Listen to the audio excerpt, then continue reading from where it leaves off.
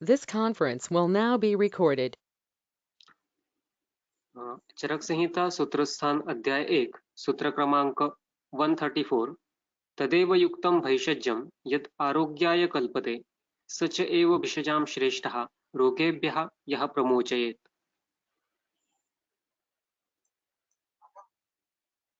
एक मिनट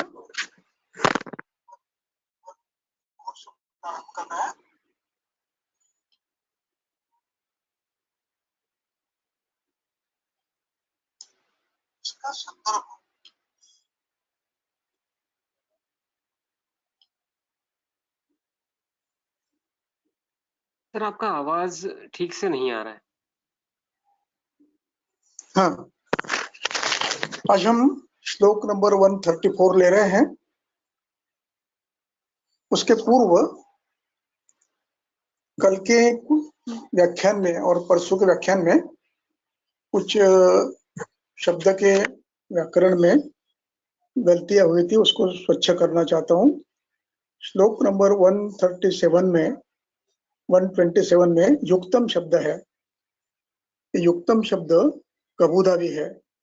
युक्त शब्द का युज धातु का युक्त ये फर्स्ट टेंस है और उक्ता उसका ये द्विवचन है।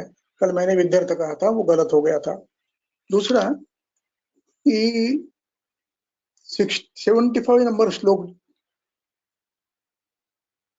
74 नंबर का, इसमें मूलिन्यः षोडश एकोना, इसमें थोड़ा सा संभ्रम हुआ था मेरे मन में।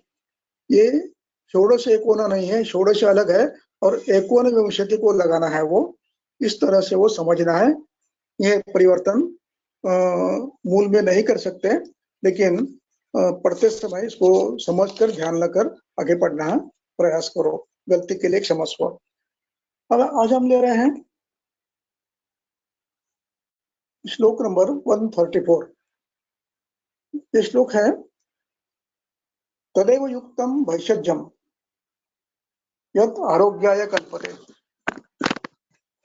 स एव भिषजां श्रेष्ठः रोगेभ्यो यः प्रमोचयेत्। इस सूत्र का स्वतंत्र रूप से पढ़ना ये गलती होगी। इसको अधिकरण के साथ पढ़ना है। अधिकरण यह है तदेव युक्तम भैषज्यम। इस वाक्य का अधिकरण है कि जो भेषज ज्ञात है, अविज्ञात नहीं है, ज्ञात होते हुए दुर्युक्त नहीं है और अज्ञात होते हुए दुर्युक्त नहीं है, ऐसा भेषज यानी ज्ञात युक्त भेषज ही वैषज्य है। उसी को युक्त वैषज्य कहा जाता है। वैषज्य ये अलग संज्ञा है। युक्त वैषज्य का अर्थ परिज्ञात है और नाम रूप गुणों से जानते हैं और वैद्य उनके विविध कल्प जानता है और वो वैद्य देश काल आदि का ज्ञान रखता है। देश काल उपाजित इसका ज्ञान रखता है और पुरुषम पुरुषम वीक्ष देता है। उस औषध को युक्त वैषज्य कहा जाता है। ये अधिकरण है, वैद्य की गलती नहीं। वैद्य को पूर्ण ज्ञान औषधियों का है, औषध ज्ञात है, युक्त युक्त प्रयोग किया है और वैद्य को देने की विधि ज्ञात है। इस संदर्भ में ये वाक्य पढ़ना है। जो भेषज युक्ति वो पूर्णतया ज्ञात है, नामतः रूपतः गुणतः कर्मतः और योगतः पूर्ण ज्ञात है, वही आरोग्य दे सकता है। लेकिन कब दे सकता है? देने वाला आप जो भिषक उत्तम हो, देने वाला कैसा हो, भिषक उत्तम है, केवल डिग्री लिया हुआ नहीं है, पीएचडी है, डिलीट है। भिषक उत्तम है क्या, जिसको द्रव्यों का गुण ज्ञान है, कर्म ज्ञान है, रस ज्ञान है, कल्प ज्ञात है, कल्पों की रचना संघटना कैसे करना ज्ञात है, और पुरुषम पुरुषम वीक्ष, प्रत्येक पुरुष का देश काल अवस्था प्रकृति बल इत्यादि देखकर देने में सक्षम है, ऐसा वैद्य हो, भिषक उत्तम हो, उसने दिया हो। तदेव युक्तम भेषजम यत् आरोग्याय कल्पते, वही उत्तम भेषज है कि जो परिपूर्ण ज्ञात है और देते समय युक्ति संगत दिया गया है, उसी को भेषज कहते हैं। और इतना होने के बाद वो आरोग्यदायक है या नहीं, इतना कह के देने के बाद उसने आरोग्य भी देना चाहिए। यदि आरोग्य नहीं दिया तो कहीं ना कहीं गलती हुई है। एक वाक्य है चरक का कि बुद्धिमान व्यक्ति भी कभी कभी सब रोगों को देखते हुए मूड हो जाता है, होती है गलतियां। तो इसलिए अष्टांग संग्रहकार और सुश्रुत दोनों कहते हैं कि 7 दिन तक आप देखो, 7 दिन में यदि परिणाम नहीं मिलता है तो समझ लीजिए कहीं ना कहीं गलती हुई है, फिर वापस आओ। और ये भी लक्षण भिषक उत्तम का है। गलतियां हो सकती है तो गलतियों दुरुस्त करने की क्षमता रखता है। इस प्रकार के भिषक उत्तम ने युक्ति युक्त ज्ञात औषध देकर आरोग्य प्राप्त हो तो उसी को कहते हैं औषध, भेषज कहते हैं। और अगले पंक्ति में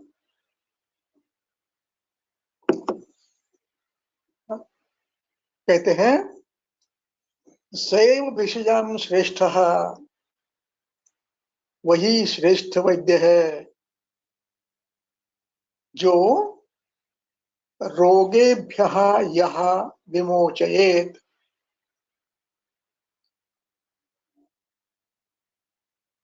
सचैव, वही भेषजाम श्रेष्ठ, वैद्यों में श्रेष्ठ है। कौन, जो रोगों से मुक्ति दिलाता है। रोगेभ्यः यः प्रमोचयेत, यहाँ पर रोगेभ्यः इस शब्द को समझना है। रोगेभ्यः प्रमोचयेत इस शब्द के पीछे पड़ी इति कर्तव्यता है। जो व्यक्ति दोषों को शांत करता है, प्रशमन करता है, हेतुओं को बंद करता है,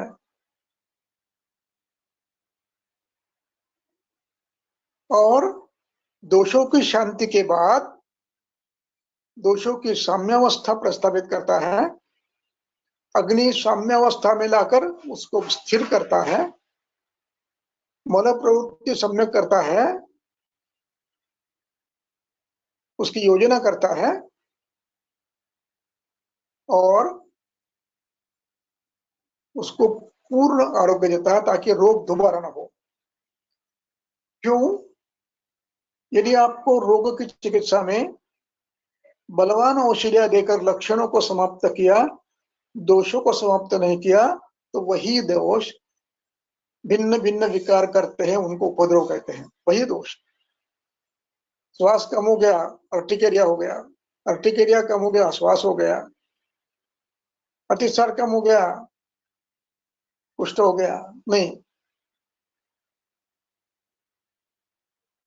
भिषक उत्तम नहीं है वो, जो दोषों को संपूर्णतया शमित करे, साम्यावस्था में लाए, दोबारा कुपित होने न दे, ऐसी योजना करे, उसको कहते हैं भिषक उत्तम।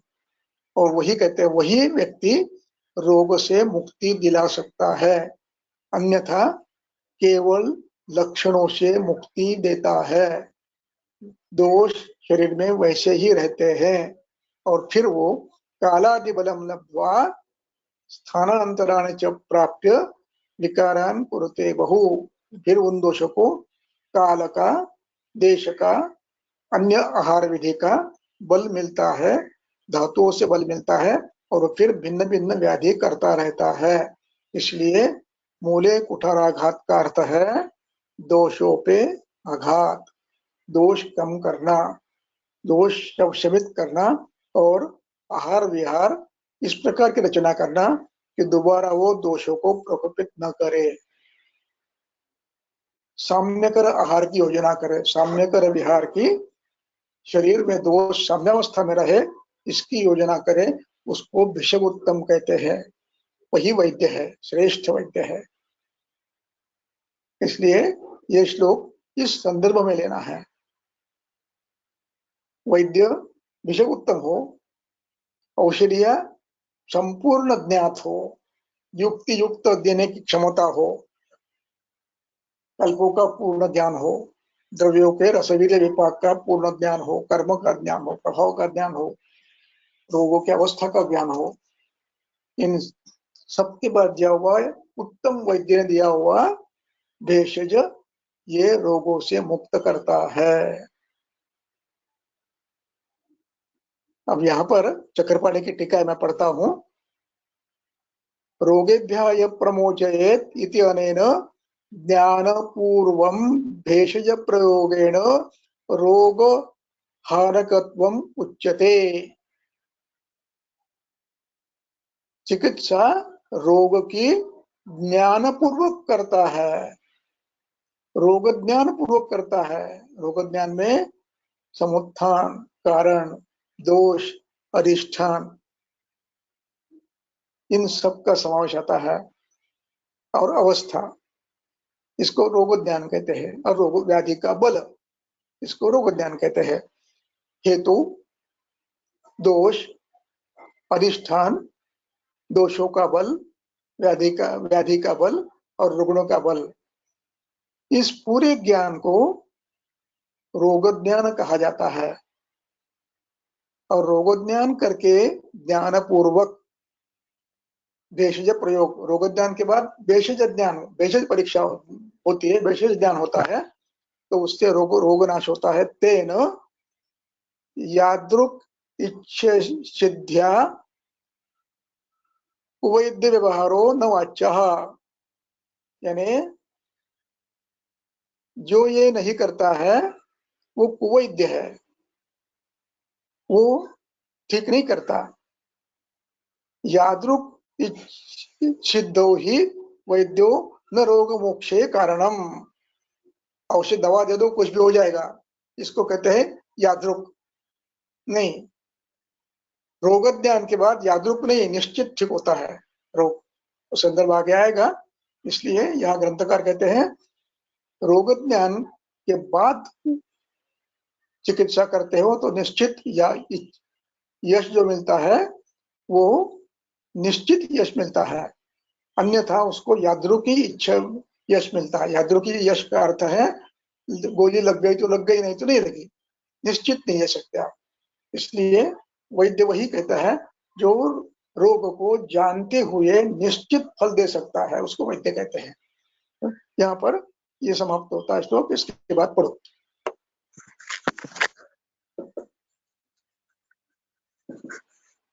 चरक सूत्रस्थान अध्याय 1 सूत्र क्रमांक 135। सम्यक प्रयोगम सर्वेषां सिद्धिः आख्याति कर्मणां सिद्धिः आख्याति सर्वैः च गुणैः युक्तं भिषक्तमम्।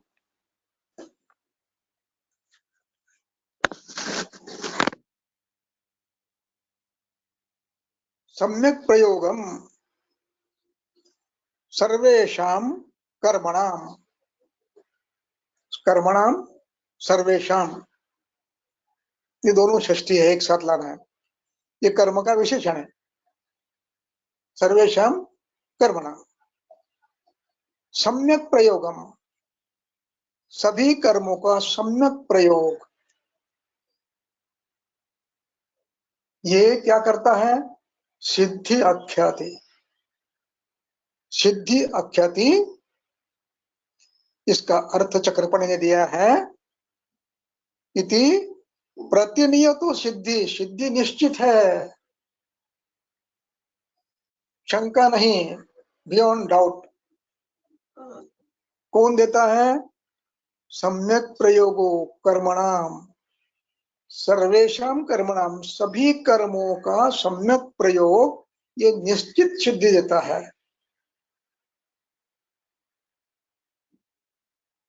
इसको कहते हैं सिद्धि आख्याति। सिद्धि आख्याति का अर्थ है प्रतिनियत की सिद्धि, न यादृच्छिकी। आगे शब्द है, यादृच्छिकी नहीं है, रद्द के चाहिए नहीं हुआ तो हुआ, नहीं तो नहीं हुआ। इसलिए सम्यक प्रयोग करने से सिद्धि मिलती है, ये ग्रंथकार आपको विश्वास दे रहे हैं। और ये विश्वास इंद्र के पास से ज्ञान लेने के बाद नहीं हुआ है, ये विश्वास प्रत्यक्ष अनुभव लेने के बाद उत्पन्न हुआ है। ग्रंथकार कहते हैं इदम जनः प्रत्यक्षम, ये हमने प्रत्यक्ष अनुभव लिया है, ऐसा वचन है। अग्निवेश लिखा है 10वें अध्याय में। ऐसे नहीं है इंद्र ने कह दिया और इन्होंने लिख दिया, नहीं, प्रयास किए हैं, अनुभव लिया है, कृतकर्मा दृष्टकर्मा अभ्यस्त कर्मा होकर प्रयोग किया है, तब जाकर ये लिखते हैं। अगला सूत्र है सिद्धिराख्याति सर्वैश्च गुणैः युक्तम विषक्तमम्।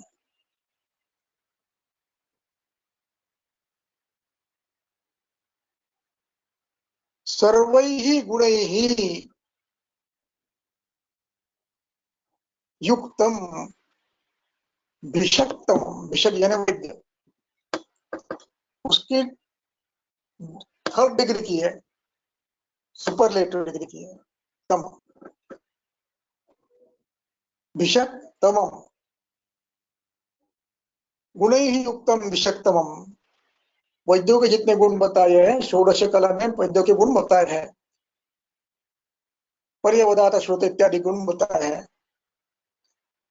दुष्टकर्मा, पर्यवदात श्रुत और ऐसे और 4 गुण है उसके। इसी 4 गुणों से युक्त जो वैद्य है, उस वैद्य के लिए, वैद्य उन सभी गुणों से युक्त वैद्य को ही सिद्धि प्राप्त होती है।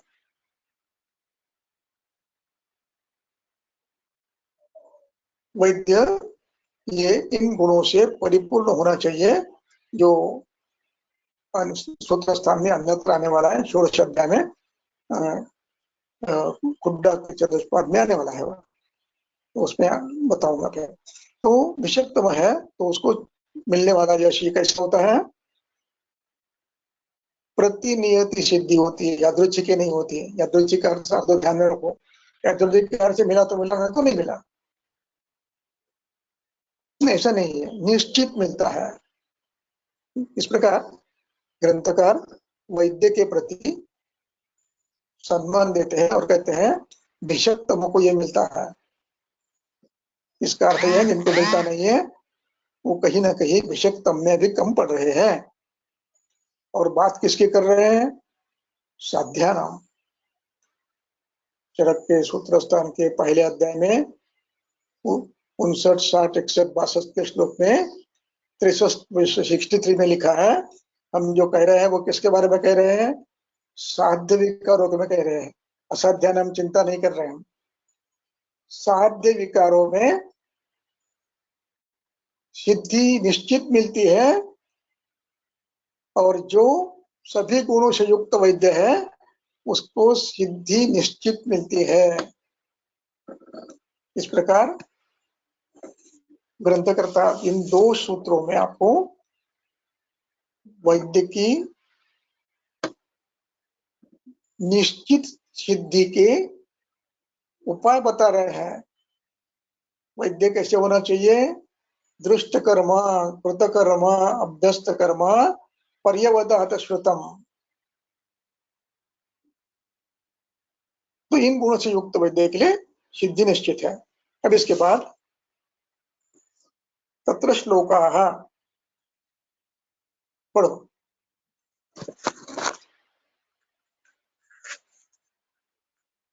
चरक सूत्र स्थान अध्याय 1 सूत्र क्रमांक 136 तत्र श्लोकाः आयुर्वेद आगमो हेतुः आगमस्य प्रवर्तनम् सूत्रणस्य अभ्यनुज्ञानम् आयुर्वेदस्य निर्णयः सम्पूर्णं कारणं कार्यम् आयुर्वेद प्रयोजनं हेतुः हेतवश्चैव दोषाश्च भेषजं संग्रहेण च रसः सप्रत्यय द्रव्यास्त्रिविधः द्रव्यसंग्रहः मूलिन्यः च फलिन्यः च स्नेहाश्च लवणानि च मूत्रं क्षीराणि वृक्षाश्च षड्ये क्षीरत्वगाश्रयाः कर्माणि च येषां सर्वेषां योग अयोग अगुणगुणाः वैद्यापवादो यत्र स्थाः सर्वे च भिषजां गुणाः सर्वमेतत् समाख्यातं पूर्वाध्याये महर्षिणा। महर्षिणा इस अध्याय में क्या क्या कहा है?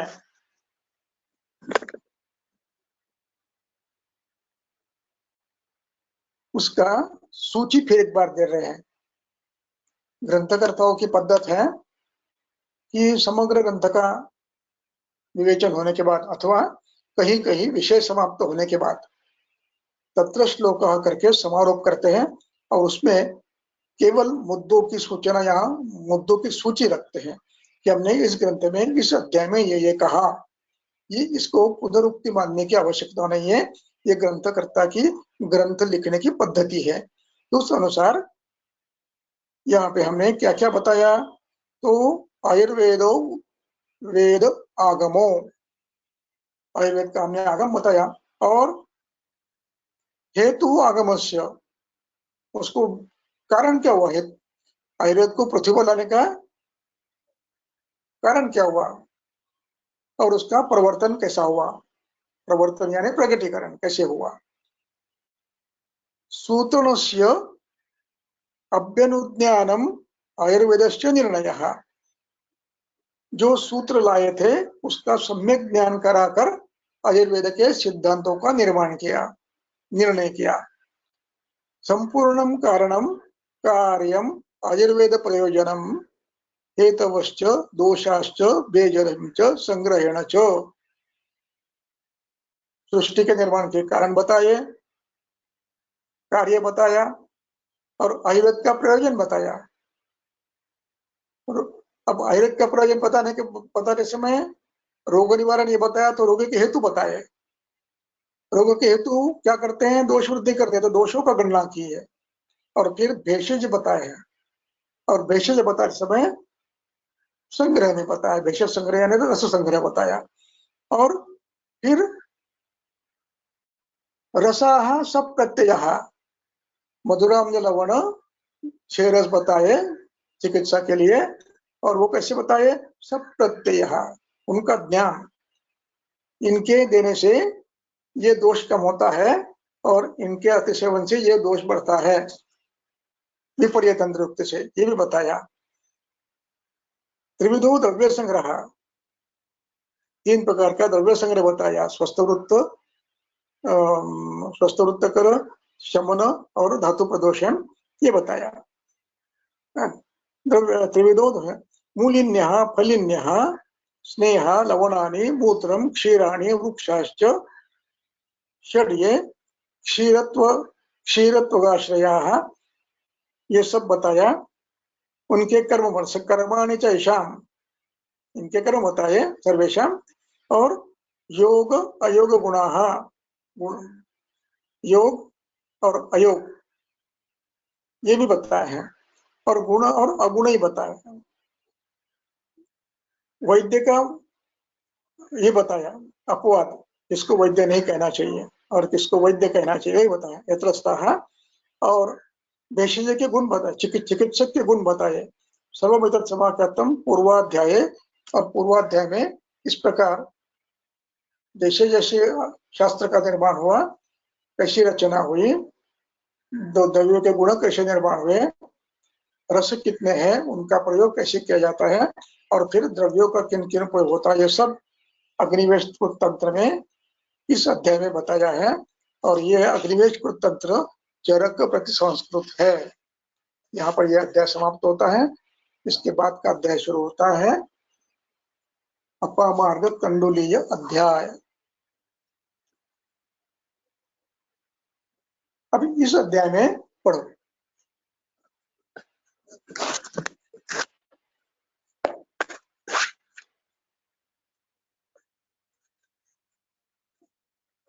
हॅलो, याच्यावर प्रश्न आहेत का पुढे जाऊया? हॅलो, अजून तरी काही प्रश्न नाही आहेत. हॅलो, झालेल्या याच्यावर काही प्रश्न असतील तर घेऊन मग पुढे जाऊया. हा, अजून तरी काही प्रश्न नाही आहेत. आपण पुढे जाऊयात. परत घेता येईल ना शेवटी?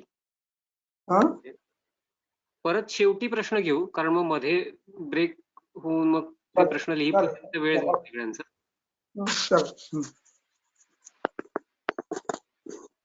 चरक संहिता सूत्रस्थान अध्याय 2 सूत्र क्रमांक 1 अथातः अपामार्ग टंडुल्यम अध्यायं व्याख्यास्यामः इति स्म आह भगवान् आत्रेयः। अपामार्गस्य बीजानि पिप्पलिः मरीचानि च विडङ्ग अन्यथ शिग्रूणि सर्षपांस्तुम्बरूणि च अजाजिम् अजगन्धां च पीलूनि एलां हरेणुकां पृथ्वीकां सुरसां श्वेतां कुठेरकफणिञ्जकौ शिरीषबीजं लशुनं हरिद्रे लवणद्वयं ज्योतिष्मतिं नागरं च दद्यात् शीर्षविरेचने गौरवः शिरसः शूलः पीनसः अर्धावभेदकः कृमि व्याधौ अपस्मारे घ्राणनाशे प्रमोहके।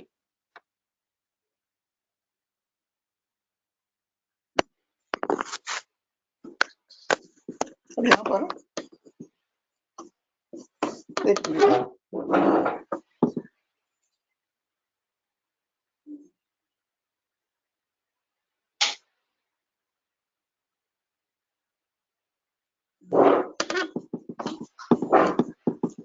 अभी पिछले अध्याय में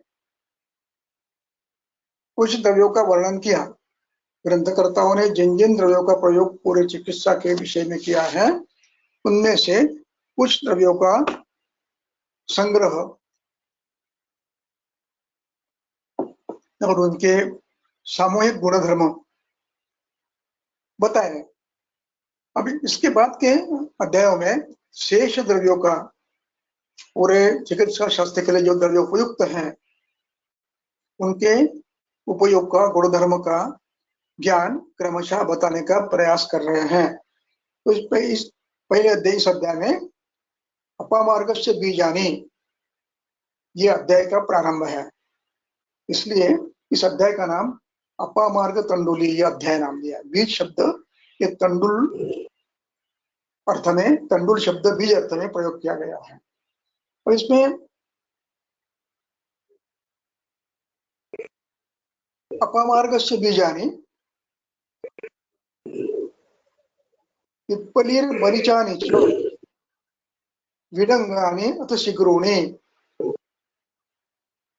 सर्षपांश और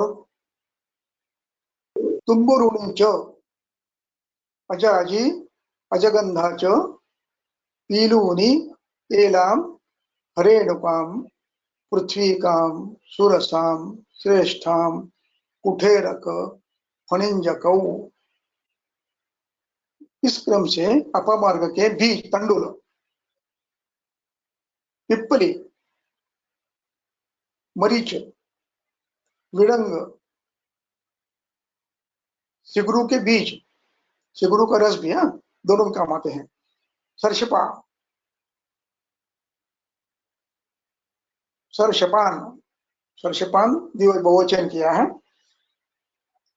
द्वितीय बहुवचन किया है। तुम्बुरूणि च, तुम्बुरु का अर्थ देखना पड़ेगा, यहाँ पर टीकाकार नहीं देते हैं। तुम्बुरूणि अजाजी अजगंधा च पीलूनि एला हरेणुका, इन सबको यहाँ पर अंत में कुठेरक फणिंजक किया है। यहाँ पर द्विवचन बताने के लिए कौ किया है, दो एक साथ दोनों मिलाकर किया है, समास किया है, तो उसको द्विवचन किया है। तो हरेणुकाम, एलाम, पृथ्वीकाम, सूरसाम,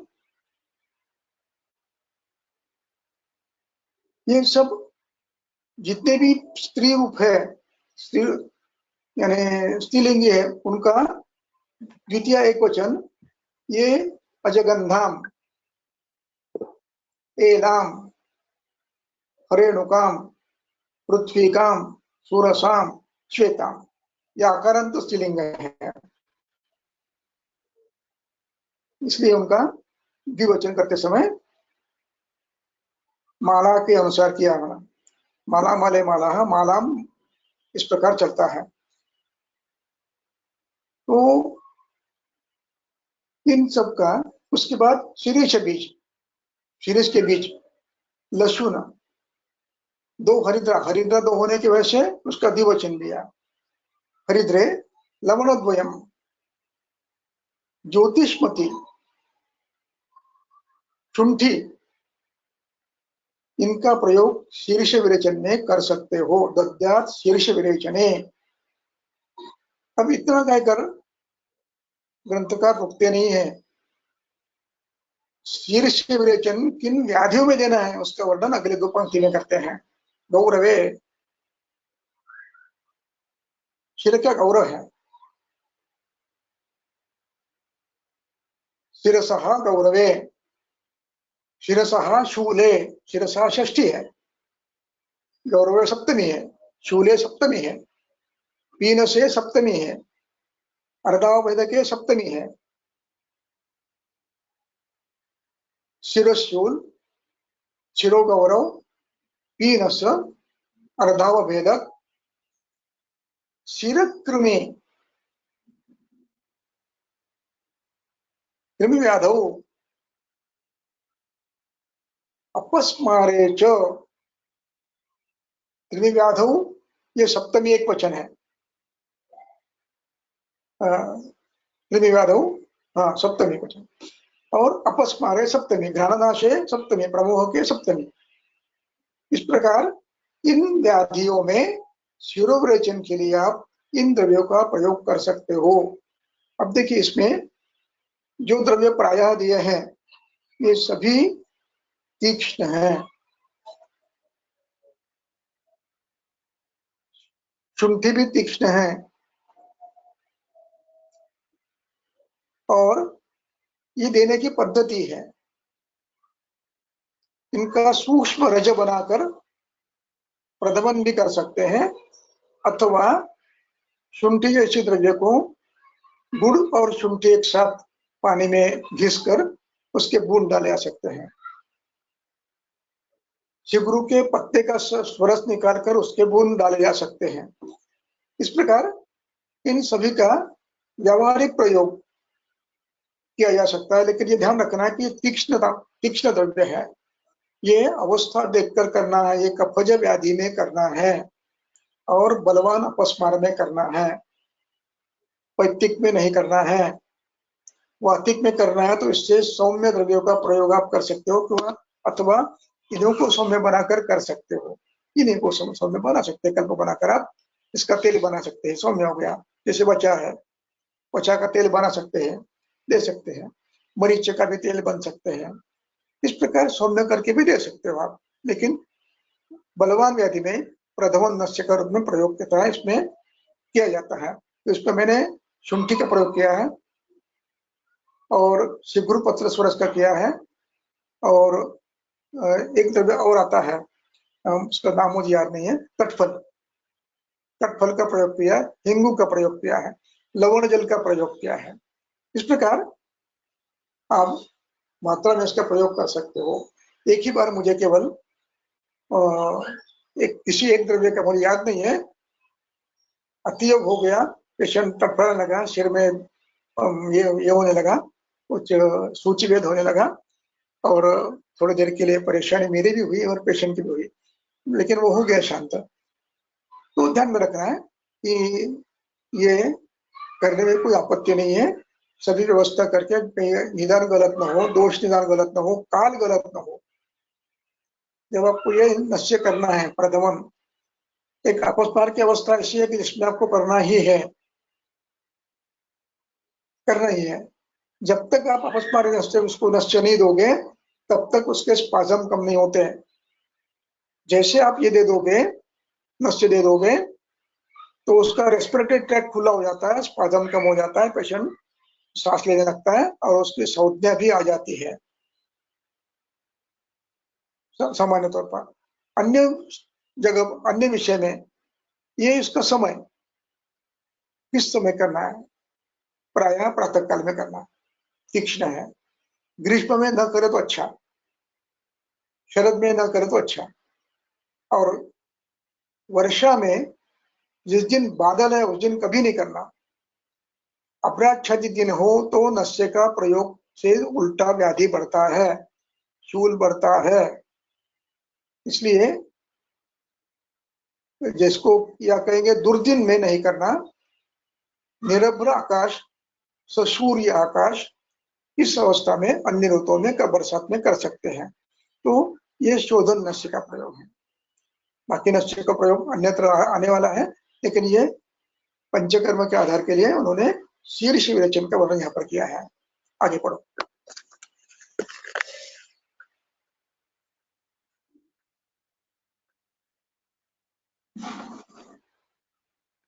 चरक संहिता सूत्रस्थान अध्याय 2 सूत्र क्रमांक 7। मदनम मधुकम निंबम जिमूतम कृतवेदनम पिप्पली कुटज इक्ष्वाकुणी धामार्गवाणी च उपस्थिते श्लेष्मपित्ते व्याधौ आमाशयाश्रये वमनार्थं प्रयुञ्जीत विषक् देहम् अदूषयन्।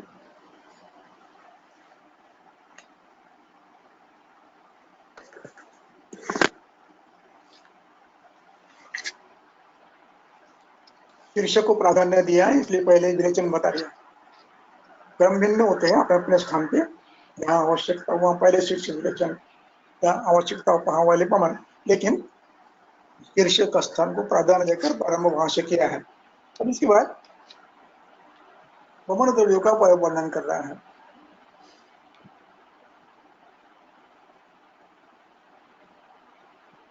मदनम, मधुकम, निम्बम, जिमूतम, कृतवेदनम, और ये सभी की द्वितीय बनाई है, सभी की। तो पिप्पली, कुटज, इक्ष्वाकु और एला, इनका एक ये कर दिया, समास कर दिया। और एला स्त्रीलिंग होने से उसको माला के समान एलाम कर दिया, मालाम। जैसे पिप्पली, पिप्पलिम, कुटजम, इक्ष्वाकुम, एलाम, धामार्गवाणी। जो ये संग्रह हुआ। वमनार्थम प्रयुंजित, ये उसका अधिकरण है। वमनार्थम प्रयुंजित। अब वमनार्थम प्रयुंजित कह दिया है, किंतु वमनार्थ प्रयोग कब करना है उसका वर्णन पहली पंक्ति में कर दिया। उपस्थित श्लेष्मपित्ते, श्लेष्मा की वृद्धि भी है और पित्त की वृद्धि भी है, साथ में है तो भी चलेगा। केवल श्लेष्मा वृद्ध है तो भी चलेगा, केवल पित्त वृद्ध है, उल्लास हो रहा है तो भी चलेगा।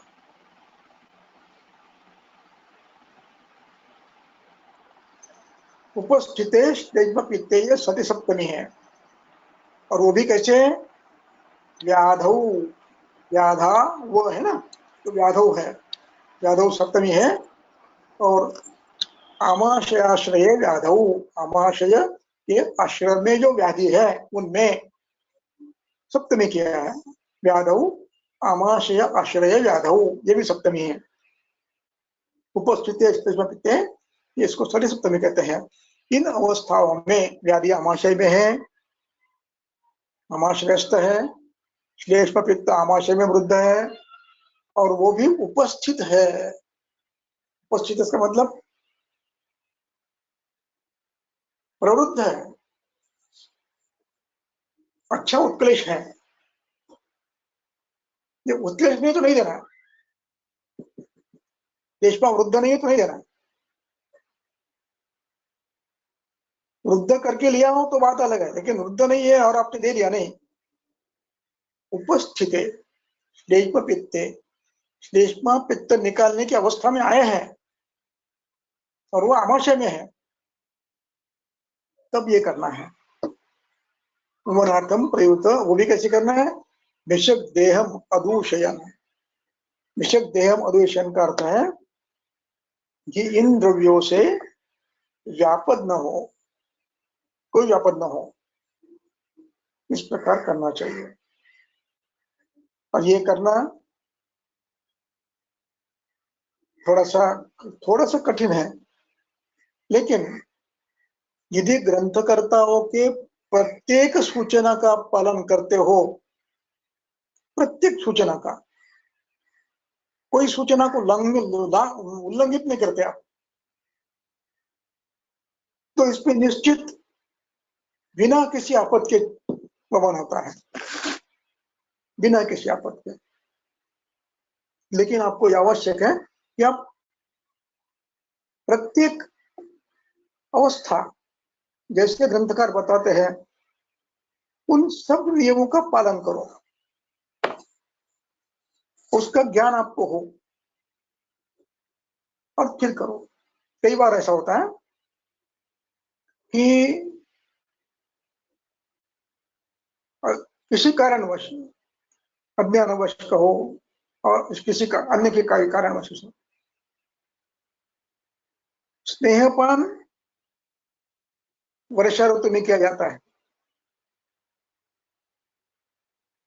जब स्नेहपान कर रहे थे तब दुर्दिन नहीं था, अकस्मात स्नेहपान समाप्त होने का दिन आ गया, वमन का दिन आ गया, 2 दिन से बादल है, बदली है, अब क्या करना?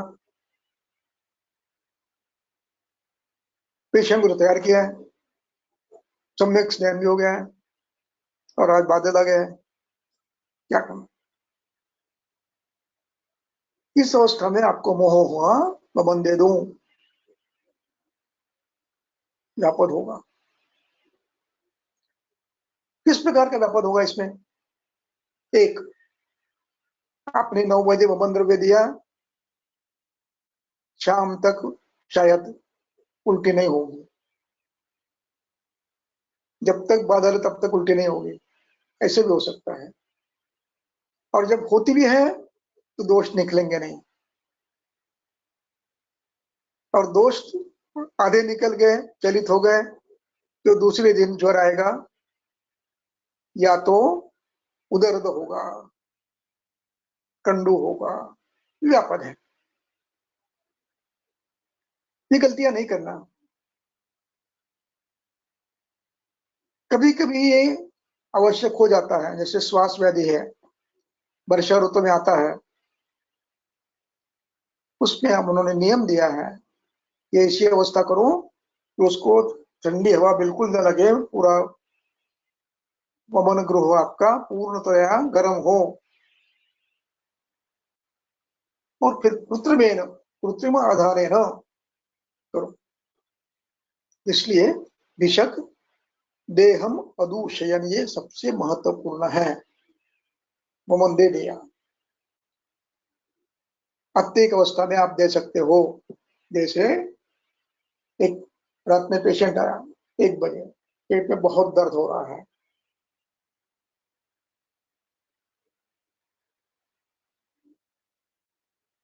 और क्या हुआ था, शाम में खाना खाया, बहुत दर्द हो रहा है और उल्लास है, वमन देना है आपको। आवश्यक नहीं मदन फल दो, आप गर्म पानी पिलाकर उल्टी कर सकते हो, नमक का पानी लाकर कर सकते हो। निर्णय आपको लेना है। विषक देहम अदूषयन। आगे पढ़ो।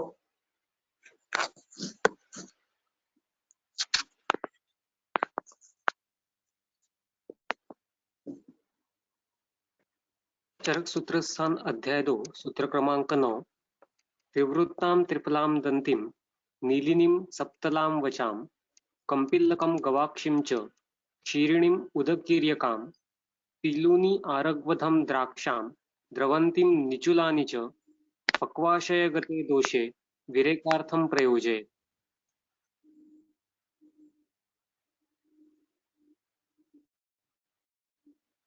विरेकार्थम प्रयोजक। अब देखिए,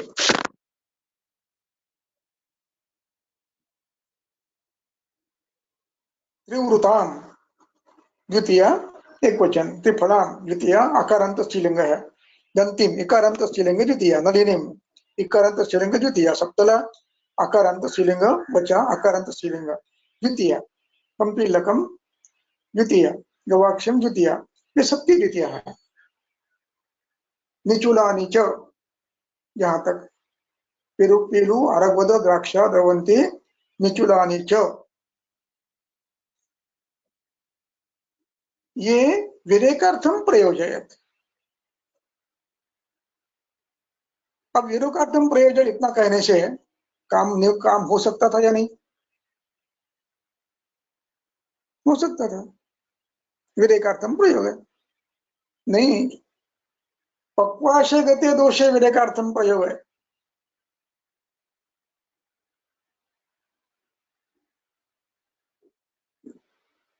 यहाँ पक्वाशय गते का अभिप्राय क्या है?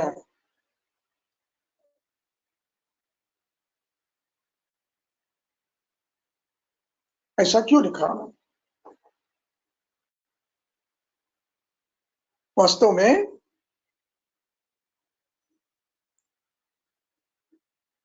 जब पित्त के लिए विरेचन देते हैं तो ग्रंथकार कहते हैं पित्तम व पित्ताशय गतम हरेत श्रवसनम त्रीन मलान, श्रवसन दो। और बस्तिर हरेत पक्वाशय स्थितान मलान, इस अवस्था में पित्त के लिए विरेचन देना है और ये कह रहे हैं कि पक्वाशय गते पित्त। इसका अर्थ यह है, ये अवस्था है दो, एक तो व्याधि पक्वाशयस्थ है, इस अवस्था में आप पक्वाशयगत पित्त के रूप में विरेचन दे सकते हो। पित्ताशयगत यानी पित्त वृद्धि है, गमन दे चुके हैं आप और पित्त का आपको शोधन करना है, तो इस समय इस अवस्था में आपको ऐसी व्यवस्था करनी पड़ती है कि शरीर में पित्त अपने अपने स्थान से छूट गया है और पश्चिमाशय में से पक्वाशय में आ रहा है। इतनी अवस्था करने के बाद आपको विरेचन करना है। आपको याद होगा कि स्नेहन स्वेदन करके दोषों को अपने शोधन स्थान में लाना है और शोधन स्थान में आने के बाद समीप के मार्ग से निकालना है। इस अभिप्राय से ये पक्वाशय गते शब्द आया है। दोषों को उपस्थित करो पक्वाशय में, जैसे आपको रक्त पित्त में देना है, अन्य किसी व्याधि में विरेचन देना है, तो दोषों को पक्वाशय में उपस्थित करो, ये योजना करो और फिर दो। इस अभिप्राय से आपको पक्वाशय स्थिर शब्द का अर्थ लेना है। बिना पूरी प्रक्रिया किए आपने पाचन नहीं किया, स्नेहन नहीं किया, उत्क्लेशन नहीं किया और आपने श्लेष्माक्षय नहीं किया और विरेचन दे दिया, पर पेट खाली होगा, पूरा पित्त नहीं निकलेगा। लेकिन यदि आप पूरी प्रक्रिया करोगे, पाचने दीपने ताम कोष्ठम आनयेत ज्ञात्वा कोष्ठ प्रपन्नांश्च यथासन्नम निर्हरेत, कोष्ठ में लाकर नजीक के मार्ग से उनको निकाल दो। ये प्रक्रिया अपेक्षित है, इसलिए आमा पक्वाशय गते, आमाशय स्थिते, ये शब्द का प्रयोग किया है। जब तक दोषों को आप उत्क्लेशित करके कोष्ठ में नहीं लाएंगे, तब तक समग्र दोषों का शोधन नहीं होगा। इसलिए ये कोष्ठ, जब तक कोष्ठ की ओर दोष नहीं आएंगे तब तक तिर्यकगत दोष निकलेंगे नहीं। शायद कोष्ठगत है निकल जाएंगे, लेकिन तिर्यकगत दोषों को यदि आपको विरेचन करना है तो उनको पक्वाशय में लाना पड़ेगा, और पक्वाशय में लाने की प्रक्रिया आपकी पूरी हो गई, वो उन्मुख हो गए, पक्वाशय के दिशा में आ गए हैं, तब विरेचन आप देंगे। स्नेहन स्वेदन और पूर्व कर्म के बाद दोषों को गति मिलती है पक्वाशय की ओर आने की अथवा आमाशय की ओर आने की। वो ईरित होते हैं। जब 7 दिन स्नेह देते हो तो 7 दिन की ये मात्रा दोषों को प्रेरित करती है अपने मार्ग में जाने के लिए, और वो अपने अपने मार्ग से अपने अपने स्थान में आते हैं। ये अवस्था निर्माण करके देना है। इस भाव से ये आमाशय गते, पक्वाशय गते, आमाशय आश्रय, ये अर्थ आपको लेना है। जो उपस्थित है उनको निकालने में आपत्ति नहीं है, लेकिन जो उपस्थित नहीं है उनको आमाशय में उपस्थित कराना है। वमन 2 पद्धति से दिया जाता है। एक, उपस्थित दोषों को निकालने के लिए जो स्वयं उपस्थित है और बाहर निकलने का प्रयास कर रहे हैं उनके लिए, और निकलने का धक्का दे तो निकल जाएंगे। और दूसरा, तिर्यकगत दोष है, उनको भी निकालना है, तो उनको निकालने के लिए उनको आमाशयगत आश्रय करना है और पित्त को पक्वाशय में लाना है और फिर निकालना है। इस प्रकार पक्वाशय गते शब्द का प्रयोग इस अर्थ में लेना है आपको। पढ़ो अगला।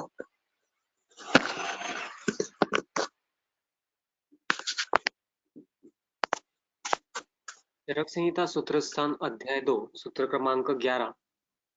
पाटलां च अग्निमंथं च बिल्वं शोनाकम् एव च काश्मर्यं शालपर्णिं च कृष्णपर्णिं निदिग्धिकां बलां श्वदंष्ट्रां बृहतीं एरण्डं स पुनर्नवं यवान् कुलत्थान् कोलानि गुडुचिं मदनानि च पलाशं कतृणं च एव स्नेहांश्च लवणानि च उदावर्ते विबन्धेषु युञ्जाद् आस्थापनेषु च अत एव औषधगणात् संकल्प्यम् अनुवासनं मारुतघ्नम् इति प्रोक्तः संग्रहः पाञ्चकर्मिकः।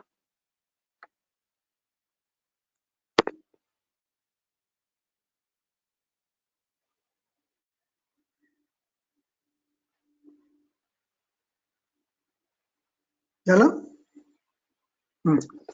अभी वमन हो गया, विरेचन हो गया और शेषुरेचन भी हो गया। अब बस्ती।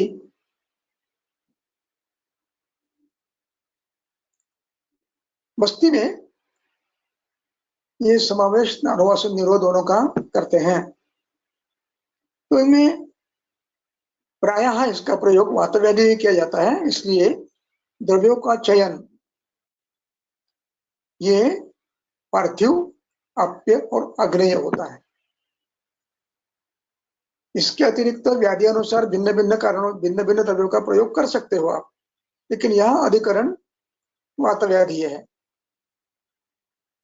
इसलिए बस्ती प्रायः वातव्याधि के लिए। इसलिए द्रव्यों का चयन करते समय दशमूल प्रारंभ में और उनमें थोड़े से उष्ण विधि के द्रव्य पार्थिव, अग्नेय और आप्य 3 का समावेश होता है। इसलिए पाटला, अग्निमंथ, बिल्व, शौनाकमेव च अश्परी, शालपर्णी, पृष्ठपर्णी, जगदिकाम। इस प्रकार अब इसके बाद बला, पदोष्टा, ब्रोति, हिरण्य, पुनर्नवा, इन द्रव्यों का प्रयोग वस्तु में आप कर सकते हो।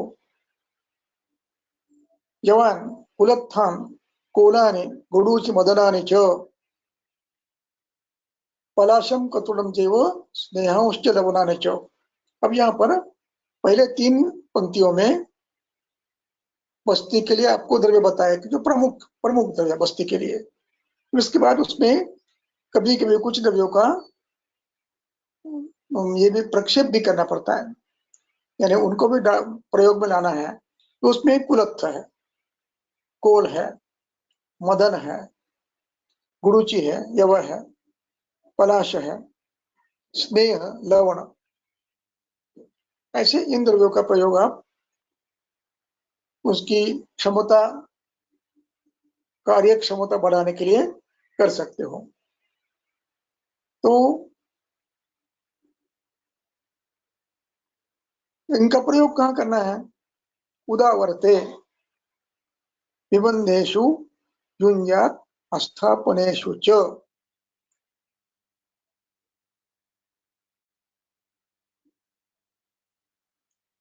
अब यहाँ पर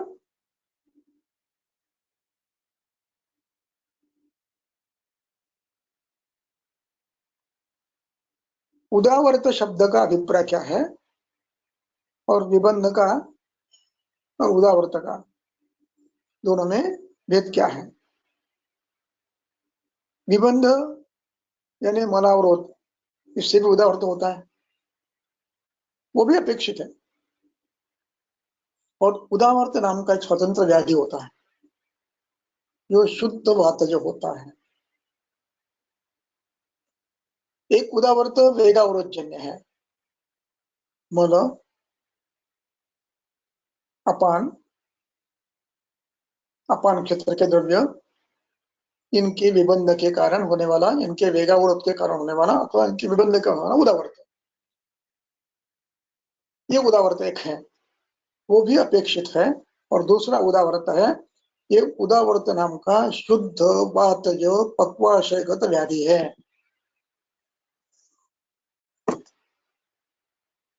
संदर्भ के लिए चिकित्सा स्थान का 26वां अध्याय निकालिए। त्रिवर्गीय चिकित्सितम, चिकित्सा स्थान।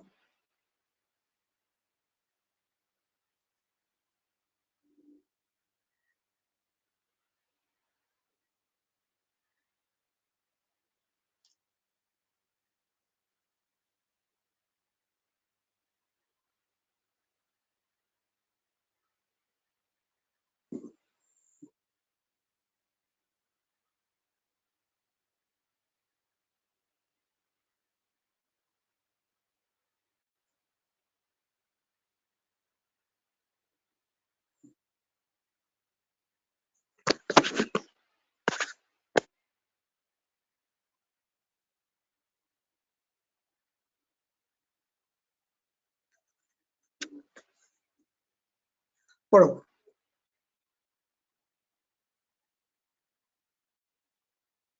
कषाय, तिक्त, उष्ण, वृक्षभोज्यैः चरक चिकित्सा स्थान अध्याय 26 सूत्र क्रमांक 5। कषाय, तिक्त, उष्ण, वृक्षभोज्यैः संधारण अभोजन मैथुनैश्च पक्वाशये कुप्यति चेदपानः श्रोतांस्य अधोगानि बलिसरुद्वा करोति विण्मारुतमूत्रसंगम क्रमात् उदावर्तम अतः सुघोरम। बस, हाँ, उसके लक्षण पढ़ लो। ऋक्, बस्ति, ऋत्, कुक्षि, उदरेषु अभीक्ष्णं सपृष्ठ पार्श्वेषु अतिदारुणा स्यात् आत्मान रुल्लास विकर्तिकाः च तोद अविपाकः च सबस्तिशोथः वर्चो अप्रवृत्तिः जठरे च गण्डानि ऊर्ध्वश्च वायुः विहतः गुदे स्यात् कृच्छ्रेण शुष्कस्य चिरात् प्रवृत्तिः स्याद्वा तनुः स्यात् खररुक्षशीता।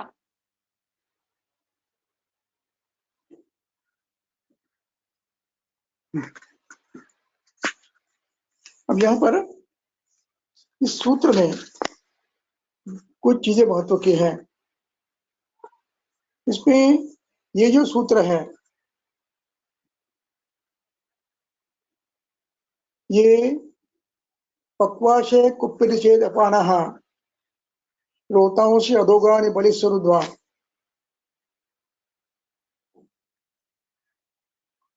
पक्वाशे कुप्पिरिचेद अपानः श्रोतांसि अधोगानि बलिस्वरुद्वा करोति विन्मारुत मूत्र संगः। क्रमात् शब्द महत्व का है।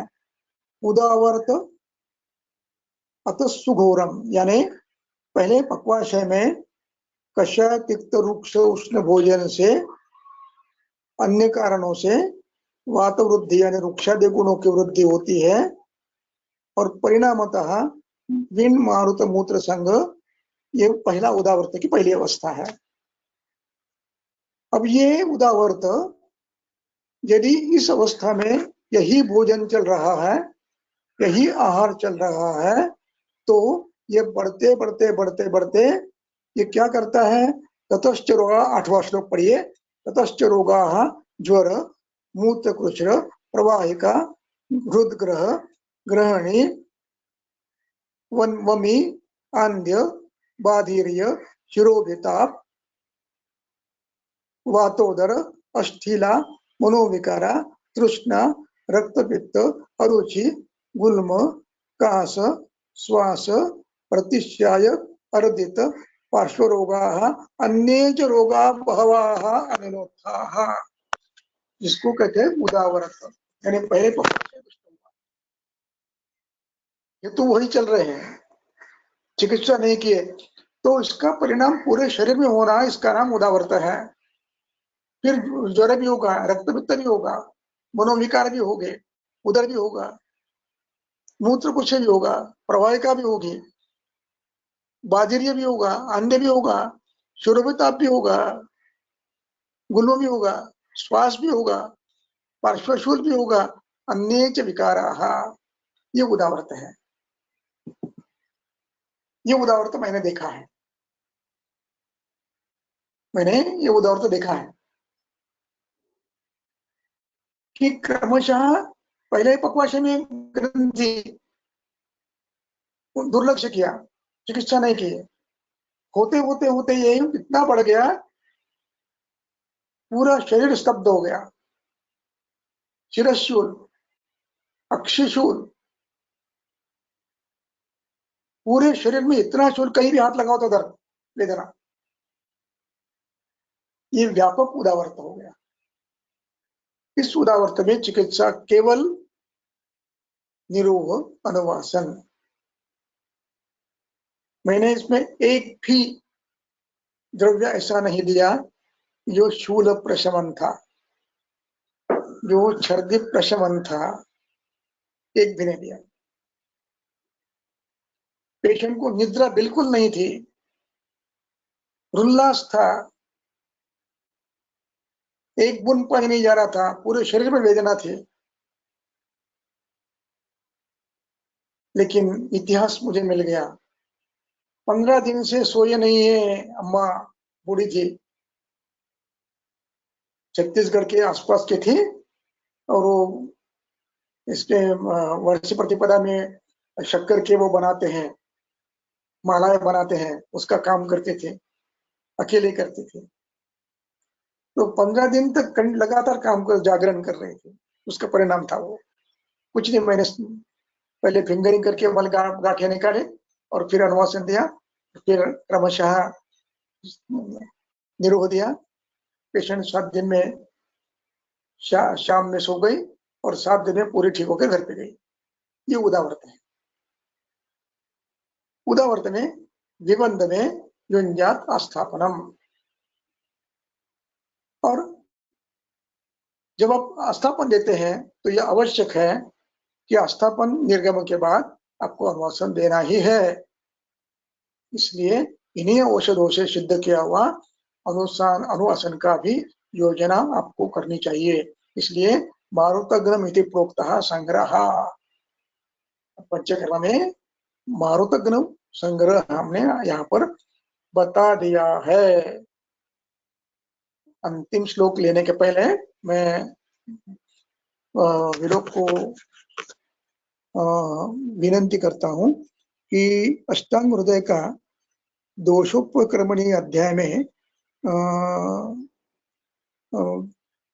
तिर्यगत दोषों की चिकित्सा का सूत्र समयत्तान प्रयोगण सुखम व कोष्ठमानयेत ज्ञात्वा कोष्ठ प्रपन्नम च यथासन्नम निर्हरेत। ये मिल सकता है तो निकालो, नहीं तो फिर अगली बार।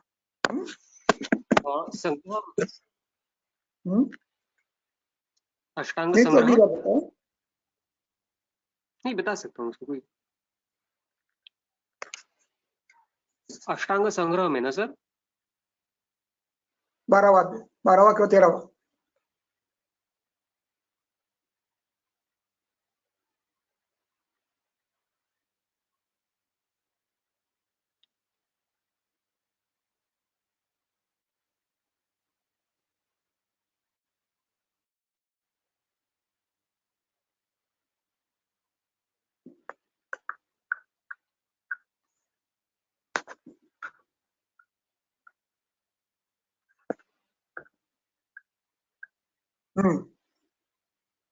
हाँ, एक एक श्लोक पढ़ो।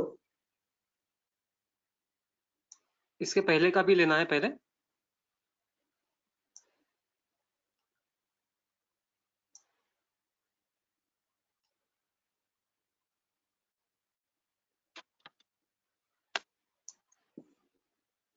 हाँ पढ़ो। प्रायातिरिगता अष्टांग हृदय सूत्रस्थान अध्याय 13 सूत्र क्रमांक 21। प्रायः तिर्यगता दोषाः क्लेशयन्ति आतुरांश्चिरां कुर्यात् न तेषु त्वरया देह अग्नि बलवत् क्रियां। अगला श्लोक।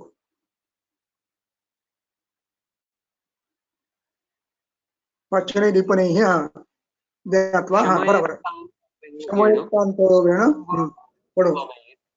ज्ञात्वा कोष्ठ प्रपन्नांश्च यथासन्नं विनिर्हरेत्। ये जो है समयत्तान प्रयोगेण छोड़ दीजिए और सुखम व कोष्ठ मानयेत और ज्ञात्वा कोष्ठ प्रपन्नांश्च, यानी श्लेष्मा है तो आमाशय में लाओ, पित्त है तो पक्वाशय में लाओ और फिर उनको निकालो। ये उपस्थित शब्द का अर्थ है। और ऐसे उपस्थित दो स्वयं हो तो प्रश्न ही नहीं आता है, और उपस्थित नहीं है तो उपस्थित करके आपको लाना है और फिर निकालना है। ये विषय महत्व का है। और अगला श्लोक लेकर समाप्त करेंगे। तो तानि उपस्थित दोषाणां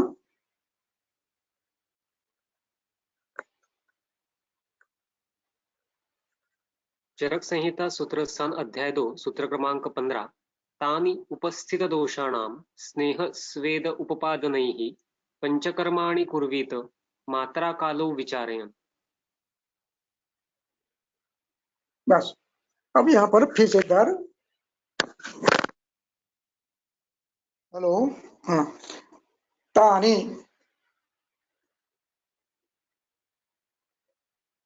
पंचकर्माणि कुर्वीत, ये एक वाक्य होगा। तानि पंचकर्माणि कुर्वीत, ये पंचकर्म उनका नश्य, वमन, विरेचन, अस्थापन और अनुवासन। तानि पंचकर्माणि कुर्वीत, कैसे करना है? मात्रा कालो विचारयान, मात्रा, काल, अवस्था, बल सब देखना है और इतना देखकर योजना करना है। इसकी स्नेहन स्वेदन की, स्नेहन स्वेदन करना है, प्रारंभ करना है तो आपको काल का, अवस्था का विचार करना है। वो तो कौन सा है, पेशेंट की अवस्था क्या है, समावस्था है, नहीं निकलेंगे दोष। मात्रा, औषध तैयार है कि नहीं, पहले औषध तैयार करके रखना, औषध का परीक्षण करना है, रोग का परीक्षण और औषध का परीक्षण, इसकी तुलना करना है, मात्रा निश्चित करना है, औषध मृदु देना है, मध्य देना है, तीक्ष्ण देना है, ये निर्णय करना है। और ये निर्णय करने के बाद स्नेहन की व्यवस्था करनी है, मुझे वमन कौन सा देना है, मृदु देना है तो स्नेहन कितना करना है, मध्यम देना है तो स्नेहन कितना करना है, उत्तम देना है तो स्नेहन कौन सा करना है, कितनी मात्रा में देना है, ये निर्णय पहले करना है। पंचकर्म की मात्रा आपको निश्चित करना है, मुझे वमन उत्तम करना है, स्नेहन कितना देना पड़ेगा, ये निर्णय पहले करना है। स्नेहन में मुझे मध्यम मात्रा में करना है, उत्तम मात्रा में करना है, ह्रस्व में करना है, ये निर्णय पहले करना है। वो ये दोषों के बल के आधार पर करना है। दोष बल मध्यम है तो स्नेहन मध्यम करेंगे, दोष बल उत्तम है तो स्नेहन उत्तम करेंगे, अग्नि देखकर मात्रा निश्चय करें। इस प्रकार पंचकर्म की मात्रा भी आपको पहले निर्णय करना है, मुझे किस मात्रा में पंचकर्म करना है, तीक्ष्ण देना है, मृदु देना है, मध्य देना है। मात्रा कालौ विचारयामि, काल में भी वय कौन सा है, मध्यम वय है, वृद्धा प्रौढ़ है, और ऋतु कौन सा है, ये देखना है। और फिर मात्रा काल का विचार करके फिर निर्णय करना है स्नेहन कितने दिन करना, कौन सी मात्रा में करना। स्नेहन की मात्राएं हैं ह्रस्वा, मध्यमा, उत्तमा, तो उसमें भी दिन है। मृदु कोष्ठ के लिए 3 दिन, मध्य के लिए 5 दिन, पूर्व के लिए 7 दिन, और अंतिम नियम है कि जितने दिनों में स्नेहन शरीर का हो जाए उसके लक्षण दिए हैं, उतनी मात्रा मुझे स्नेह की देनी है। इसलिए पंचकर्माणि कुर्वीत मात्रा कालो विचारयामि, निर्णय स्नेहन की मात्रा मुझे निश्चित अभी पहले करनी है। वो कैसी करनी है, दोषों के बल के आधार पर। वो कैसे करना है वो अगले पीरियड में देखेंगे, पहले वो देखेंगे और फिर इस सूत्र में फिर आएंगे। तो स्नेह स्वेदोत्पादे नहीं, स्नेहन स्वेदन आदि करके दोषों को उपस्थित करो कोष्ठ में, और फिर वमंदो तानि उपस्थित दोषाणि पंचकर्माणि कुर्वीत मात्रा कालो विचारयामि। मात्रा कालो विचारन का अर्थ आज वमन है और मैं आज दवन की मात्रा निश्चित कर रहा हूं, नहीं, वमन की मात्रा मुझे स्नेहन के पूर्व करनी है। मुझे तीक्ष्ण वमन देना है, मृदु देना है, मध्य देना है, और मृदु मध्य के हिसाब से जो गणित करते हुए मुझे स्नेहन कौन सा देना है, ह्रस्वा, मध्यम, उत्तम, ये निर्णय पहले करना है। और फिर योजना स्नेहन सृजन की करनी है, और उस समय बीच में जो समय मिलता है उसमें औषधि पर संस्कार करना है, तैयार करना है, जो तैयार करना है उसको संस्कारित करना है, ये करना है, और फिर पंचकर्म करना है। यहाँ रुकेंगे, अगला सेशन में पहले हम विमान स्थान का 8वां अध्याय औषधि परीक्षण, बल परीक्षण और बल और व्याधि बल, औषधि बल, ये देखकर फिर आगे अगले मात्रा काल में आएंगे। धन्यवाद। બધું વળેલું સીધું કર।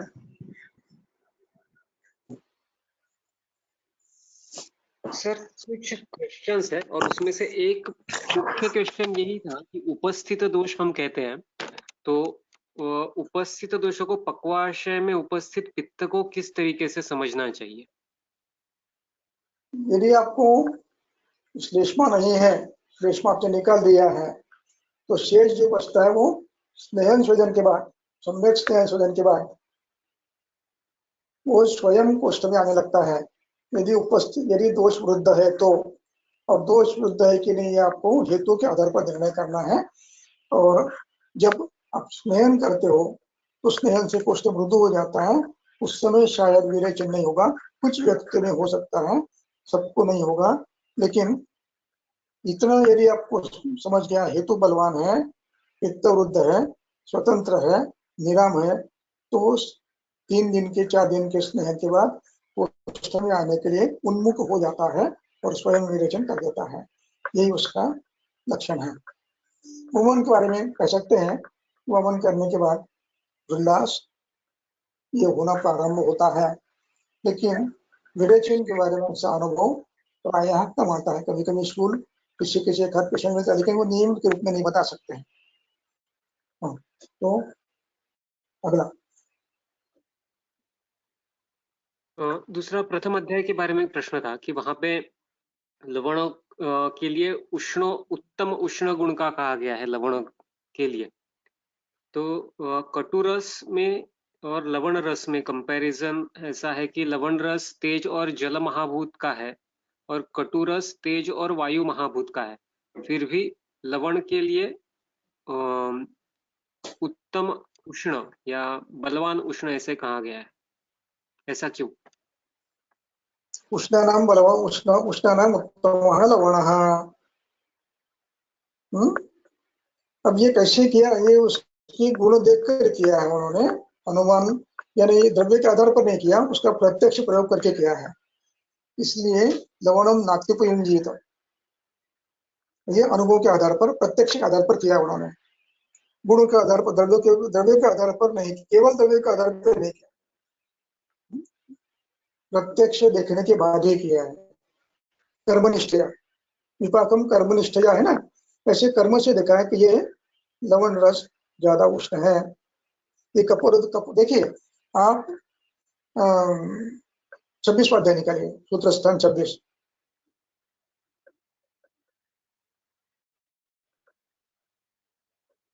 रस विज्ञान ये अध्याय, ये 26वां अध्याय सूत्र स्थान का।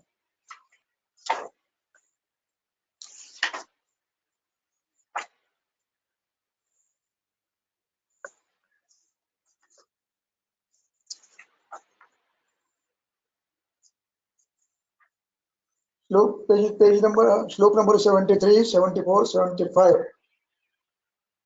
अब इसमें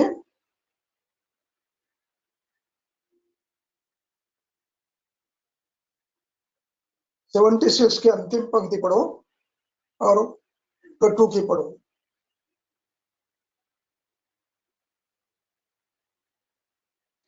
चरक सूत्रस्थान अध्याय 26 सूत्र क्रमांक 76। यः शीघ्रं लवणः ज्ञेयः स विदाहात् मुखस्य च संवेदयेद्यो रसानां निपाते तुदतीव च विदाहन् मुखनासाक्षी संस्रावी स कटुः स्मृतः। अब दोनों में विदा है और लवण में यह शीघ्रम विदाहा मुखस्य ज्ञेयः, ये शीघ्र जैसे मुंह को लगाया तो दाह करता है। और ये एक लक्षण से उन्होंने और प्रयोग से, ये दोनों लक्षणों के आधार पर उन्होंने ये निर्णय लिया है कि लवण कर्मनिष्ठा से ज्यादा उष्ण है।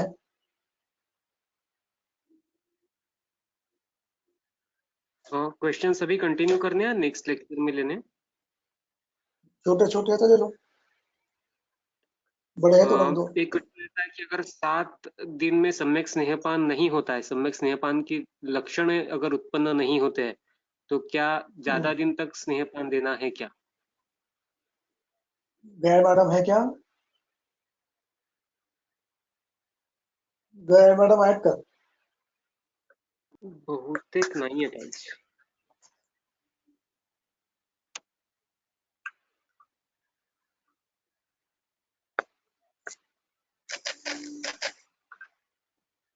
नाही, आज नाही आहेत.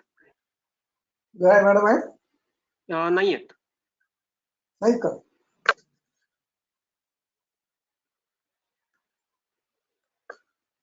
ठीक है, तो उसके नियम है, दे सकते हैं। तो उसके लिए नियम है 2 दिन विश्रांति लेकर फिर करना है।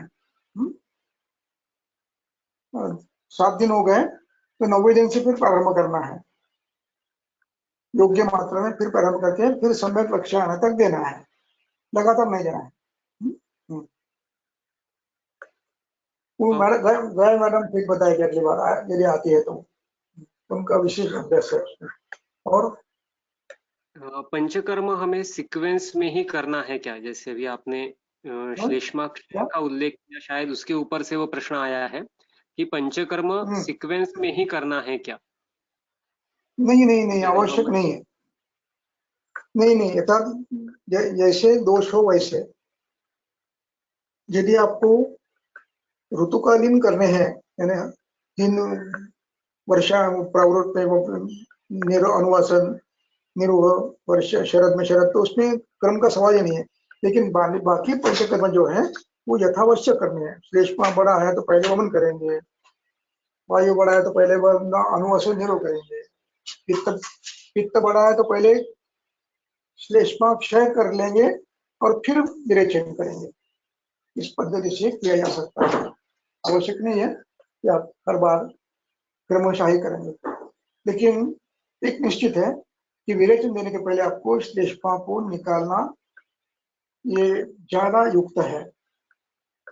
या तो क्षय करा लो और या तो निकाल लो, क्योंकि दोनों के हेतु प्रायः संतर्पण होते हैं। तो उसमें श्लेष्मा और पित्त दोनों रुद्ध होते हैं, और श्लेष्मा को बिना निकाले यदि आप विरेचन करते हो तो एक तो वहीं पर वमन हो जाएगा, और दूसरा यदि श्लेष्मा बलवान नहीं है तो कपाशी में आकर प्रवाहिका करेगा या तो ग्रहणी करेगा। इसलिए वहां पर आपको थोड़ा सा विचार करना पड़ता है कि वमन श्लेष्मा क्षय करके फिर स्नेहन करो, नहीं तो वमन करके फिर स्नेहन करो, ऐसा करना पड़ता है। आगे ये आखिरी क्वेश्चन है, सद्यो वमन कब कर सकते हैं? तत्रोत्कृष्टे समुत्कृष्टे कफप्राये चले मरे। उत्क्लेश उत्तम है, शूल है, अरुचि है, लालाश्राव है, उल्लास है, मुखश्राव हो रहा है, वमन दे दो। अष्टांग हृदय, ज्वर अध्याय, ज्वर चिकित्सा। तत्रोत्कृष्टे समुत्कृष्टे कफप्राये चले मरे, उसके लक्षण ऊपर की पंक्ति में दिए हैं। शूल, अरुचि, उल्लास, आरती, ऐसे लक्षण दिए हैं। इन लक्षणों का निर्माण हो और अजीर्ण हो तो दे देना चाहिए।